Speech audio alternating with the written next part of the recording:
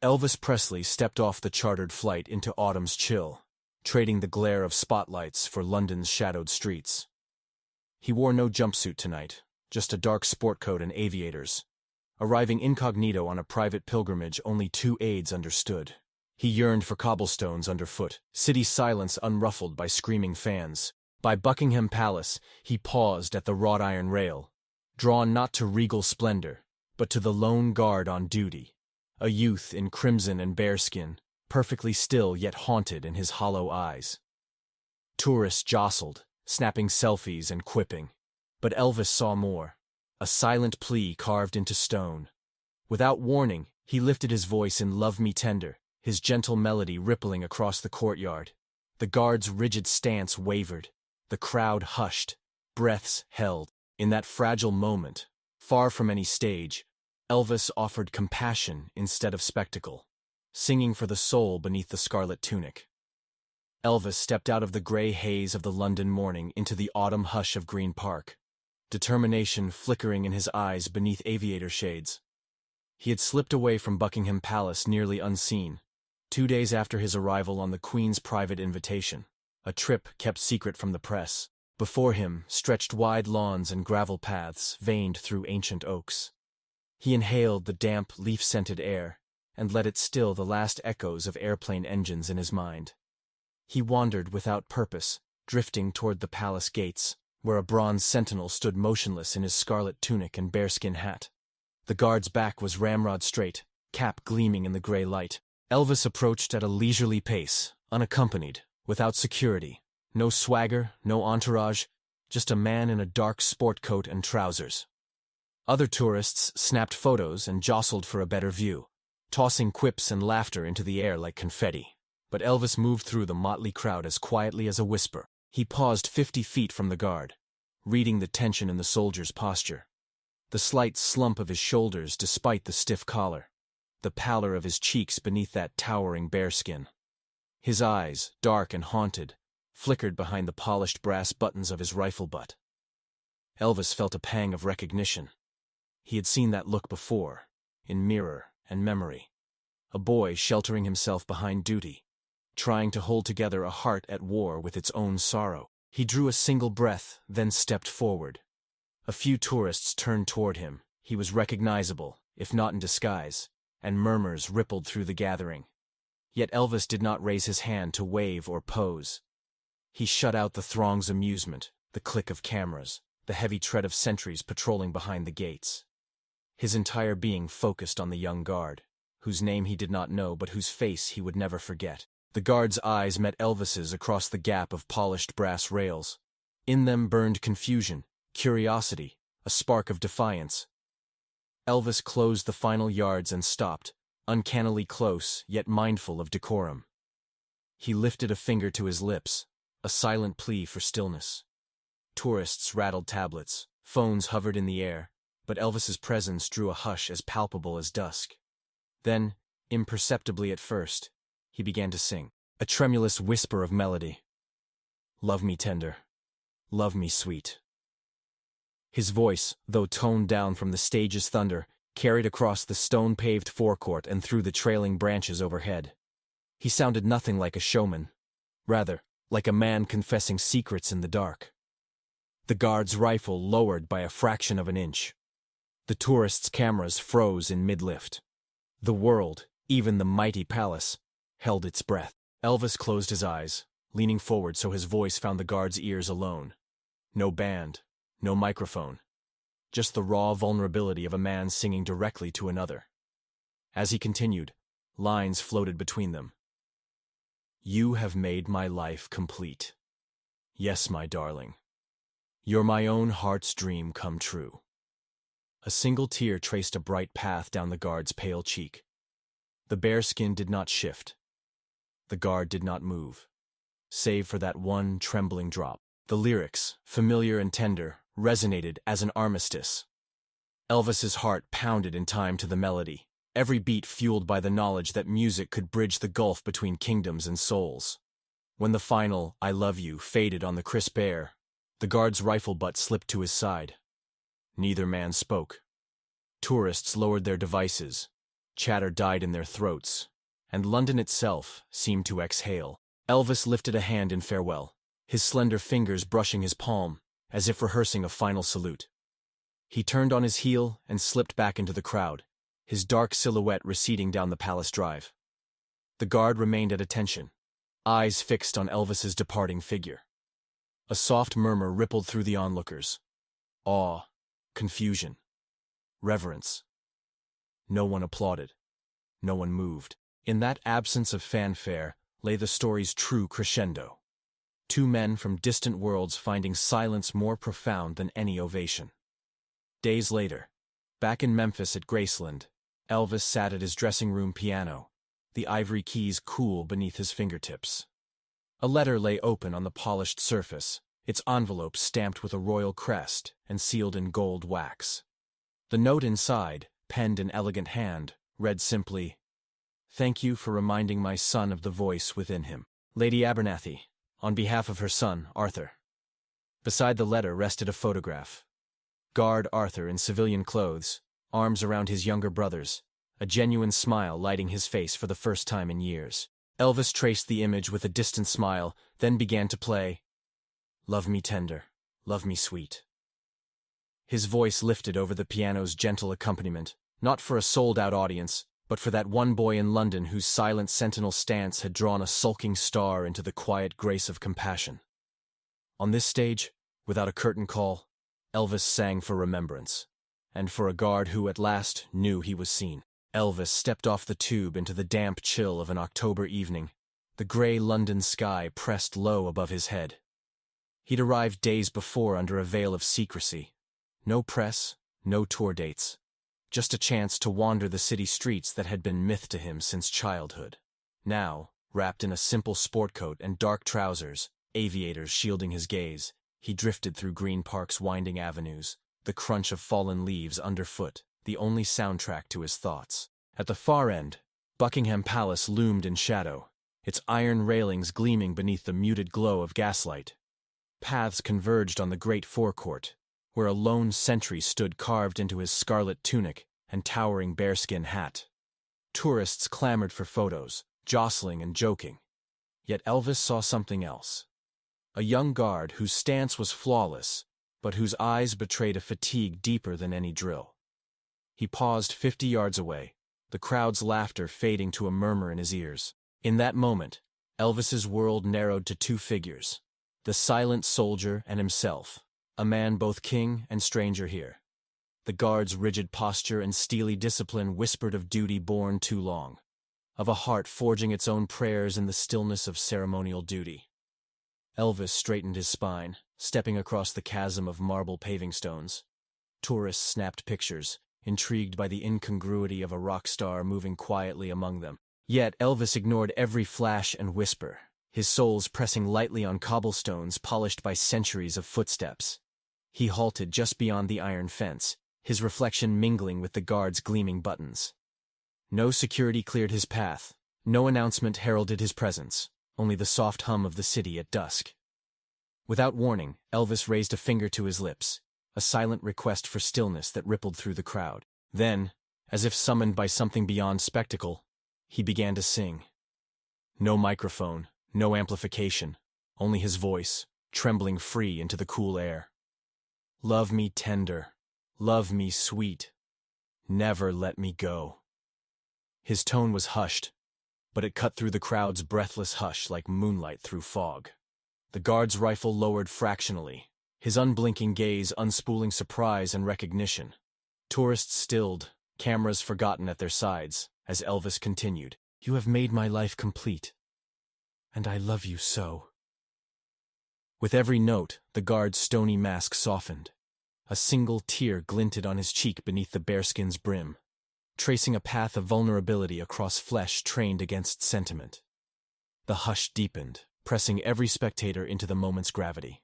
In that private exchange, one man's song offered across the gulf of protocol, the world stilled. When the final "I love you" dissolved into the palace's silent courtyard, Elvis bowed his head in quiet salute. He did not wait for applause. Instead, he stepped back into the crowd, his dark silhouette melting between pillars of light and shadow. No fanfare followed him. only the echo of a melody that lingered long after he'd vanished. Tourists whispered of magic and madness. Palace guards exchanged puzzled glances, but for the young soldier, the moment became something else. A benediction. A reminder that beneath the steel of duty beat a heart that still craved being seen. Weeks later, in a framed photograph at Graceland's sideboard, Elvis found a letter from Lady Abernathy, addressed in elegant script. Inside, her words glowed with gratitude. Your kindness awakened my son's voice after 2 years of silence. He has spoken to us again. Tucked below lay an image of the guard, Arthur, in civvies, arms wrapped around his younger brothers, smiling in a way both bright and achingly new. On stage that night in Memphis, Elvis opened not with a roar but a whisper. Love me tender, love me true. His voice carried across the sold-out arena, no longer for thousands, but for the single soul who'd heard him in London's quiet courtyard. And in that space between notes, Elvis honored the truth he'd learned. Sometimes the most powerful resonance is found not in thunderous applause, but in the hush that follows a single, simple gesture of humanity. He arrived in London under a veil of anonymity. The autumn sky had turned a gunmetal gray by the time Elvis Presley slipped out of the rent car and onto the slick stones of Green Park, 2 days after his secret rendezvous with the Queen's private aide. No chauffeur, no entourage. Just a man in a dark sport coat, simple trousers, aviator sunglasses, and a medallion tucked inside his shirt that he fingered like a lifeline. Elvis moved through the quiet pathways, leaves crackling underfoot, the hush of hedgerows and distant traffic his only companions. He paused at a wrought iron gate overlooking Buckingham Palace's forecourt, where tourists jostled for snapshots and posted boisterous commentary into their phones. He let their laughter wash around him without registering. He was searching for one face in that sea of strangers, someone who had never asked for fame, yet bore a story louder than any headline. That face belonged to the guard. A solitary sentinel stood motionless beneath his bearskin hat, tunic crimson as a Windsor rose, rifle held tight against his shoulder. He faced forward, eyes fixed on the palace gates, but something else tugged at Elvis's attention. The subtle tremor of the guard's hands, the slight downturn at the corners of his mouth. The sentinel's feet were spaced in perfect position, but his shoulders drooped just enough to betray the weight of countless hours on duty.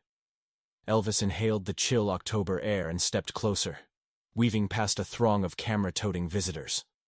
He halted 50 feet before the sentinel, letting the steel-gray facade of the palace provide a silent witness. The guard's back remained as immovable as stone, yet the tension in the tableau drew Elvis in like a magnet. He closed his eyes, recalling the relentless discipline he once felt as a boy in Tupelo, and opened them again to the scene before him. A pair of American tourists, spotting Elvis in his dark glasses, stopped mid-gesture with their selfie stick. Their jaws dropped, cell phones raised in reverent confusion. But Elvis did not break stride. He moved with purpose past the palace gates, the tourists frozen like tourists often did. He took one steady step onto the broad expanse of paving stones and paused, letting his presence settle like dusk upon the crowd. The sentinel's rifle butt shifted imperceptibly, an officer's sixth sense detecting the ripple of something extraordinary. Elvis inhaled deeply. No guard fined his ket to follow the letter of protocol. Tourists pressed forward, whispering rumors. Is that really him? Why is he just staring? But Elvis ignored them. His gaze remained locked on the young soldier, a man whose life was devoted to protecting a symbol of monarchy, yet whose own soul seemed besieged by solitude. Behind Elvis, the palace fountains murmured softly. The cry of a gull drifted down from the Throgmorton wing, yet none of these sounds reached the inner sphere of stillness that settled around the two figures fronting the palace. Tourists lowered their phones as though sensing that a better image, an unfiltered truth, was unfolding beyond any lens. Finally, Elvis reached the end of the courtyard. He stood 10 feet in front of the guard, just close enough for them to share the same air, yet still separated by the gleaming brass rail. He placed a finger to his lips, beckoning silence. The tourists stifled coughs and shuffled backward, the sentinel's unblinking gaze slowly turning toward Elvis. The tension was like a drawn bowstring, impossible to ignore, improbable to sustain. And then Elvis Presley, boy from Mississippi, king of rock and roll, began to sing. No microphone, no band. Just his quiet, halting voice, addressed to one man. "Love me tender, love me sweet." The song unfolded like a fragile flower in the gray dawn. Each note carried a softness that belied its power, a long sweep of melody that spoke of longing both personal and universal. The guard did not move, rifle unmanned by any salute. Tourists lowered their phones altogether, as though cameras couldn't capture the moment's depth. The palace stones seemed to lean in, the fountain's murmur hushed, and even the wings of hidden doves paused mid-flap. Elvis's voice rose slightly. "Never let me go." The guard's posture betrayed the slightest ripple of emotion, a tightening of the jaw that suggested memory or sorrow. A single tear welled beneath the bearskin's brim, tracing a path down pale, wind-chapped cheek. Tourists gasped but remained respectfully silent. None dared break the spell. And then Elvis reached the song's final phrase, voice barely above a whisper, yet unwavering. "You have made my life complete." He closed his eyes as he sang, drawing every fragment of his heart into that simple line. When the last note faded against Buckingham Palace's silent facade, Elvis opened his eyes and inclined his head in a quiet farewell, as one might salute a soldier's duty. Without a backward glance, he retreated into the ebbing crowd, leaving behind a hush deeper than any applause. The guard did not immediately snap back to attention. He remained motionless for a heartbeat, then slowly brought the rifle to his shoulder, mask of stone once more in place. But now that stone had been carved by something softer, the echo of a man's song and the unspoken promise that sometimes a single voice can bridge worlds. In the gray light of dawn, two strangers had crossed the boundary between fame and service, and for an instant, London itself held its breath to listen. Elvis slipped away from the London fog and into a second-hand bookstore on Charing Cross Road, the bell over the door announcing him as quietly as a whisper. Inside, the air was thick with the musty scent of aged paper and polished oak shelves that reached dizzying heights. He navigated narrow aisles without a sound, scanning yellowing spines for American poetry he hadn't read in decades. The shopkeeper, a lean man with salt and pepper whiskers, caught his eye once, but offered only a respectful nod. Elvis rotated a slim volume of W.H. Auden, running a fingertip over the gilt lettering, savoring the medieval hush. An hour later, he emerged into the drizzle and crossed Trafalgar Square, umbrella forgotten at his side. The spray of the fountains matted his hair, and the distant rumble of double-decker buses echoed against Nelson's column. He paused to watch a trio of buskers coax folk tunes from battered guitars, each chord a testament to nights spent eking out melodies for spare change. Elvis dropped £1 into their guitar case, nodded in gratitude, and drifted on. By late afternoon, he'd found a tucked-away cellar club in Soho where the sign read simply, "Jazz This Way." A narrow staircase led to a low-ceilinged room alive with saxophones and brushes on snare drums. Cigarette smoke wreathed the dim amber bulbs, and the congregation, artists in berets, journalists waving notebooks, eager students, clapped softly as the pianist rolled into a smoky blues. Elvis chose a back corner, perched on a wooden stool with a tumbler of scotch in hand, letting the rhythms wash over him. He tapped a fingertip to the rim of his glass, eyes closed, remembering the Delta juke joints he'd heard as a boy. When the set ended, Elvis slipped back into the drizzle, following the faint outlines of plane trees toward Buckingham Palace. The sky had deepened to steel, and gas lamps flickered along the perimeter of the Green Park gates.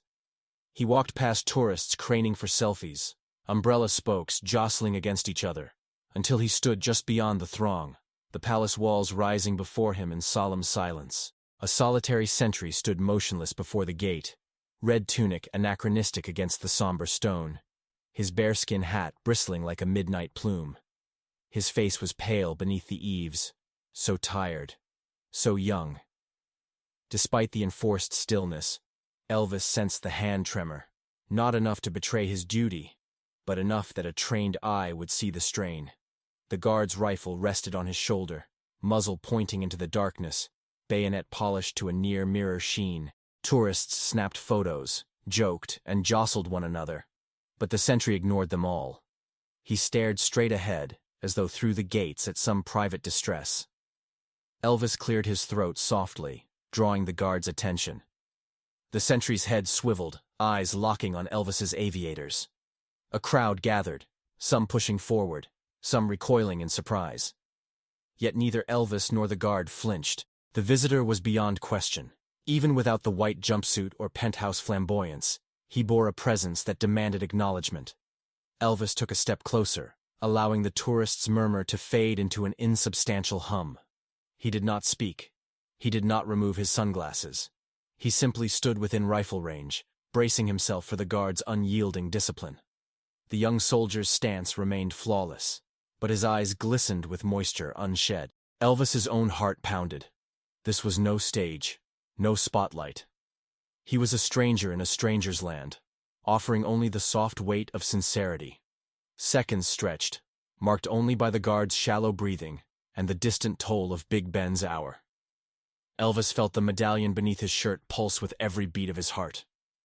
He recalled the boy he'd once been, hands itching for a guitar, spirit flickering on the edge between hope and doubt. He thought of his audience back home, hungry for spectacle. Here, none of that mattered. Only this. Man to man, soul to soul, under the ancient watch of palace walls. Elvis tilted his head, narrowing the final yards between them. The guard did not salute. He did not give the slightest nod. Instead, he remained rooted, rifle unmoving, as if protecting not a monarch but some deeper truth too fragile for words. The guard's uniform and Elvis's sport coat became symbols of different worlds. Yet in that hush, they stood as equals. Two lives shaped by duty, by loss, by the need to be seen. Elvis exhaled through his nose and let his shoulders drop a fraction. He lifted a hand, fingernails catching lamplight, and tapped the flat of his palm. Tourists held their breath. The guard's eyes widened, his ego's armor betraying a crack of curiosity. Elvis did not smile. He did not invite applause. He only stood there, offering the gravity of his presence as an unspoken question. What now? Before the tension could snap like a drawn bowstring, Elvis took one final step back and turned away, slipping into the shadows beyond the palace gates. The guard's rifle rose in perfect salute, not to a celebrity, but to a man who had dared to share a silent moment of recognition. Behind Elvis, the tourists lowered their cameras, exhaling relief as the ordinary night reclaimed its rhythms. Footsteps, distant traffic, the soft scratch of leaves in the misty air. Elvis strolled on, each footfall a deliberate departure from spectacle towards something deeper. He had come seeking the city's muted reverence. He found instead a sentinel's unspoken plea for understanding. The encounter would vanish like a dream come dawn. No headlines, no recordings. Yet in Elvis's chest it burned bright, a quiet triumph proving that, sometimes, presence alone can break through the hardest armor.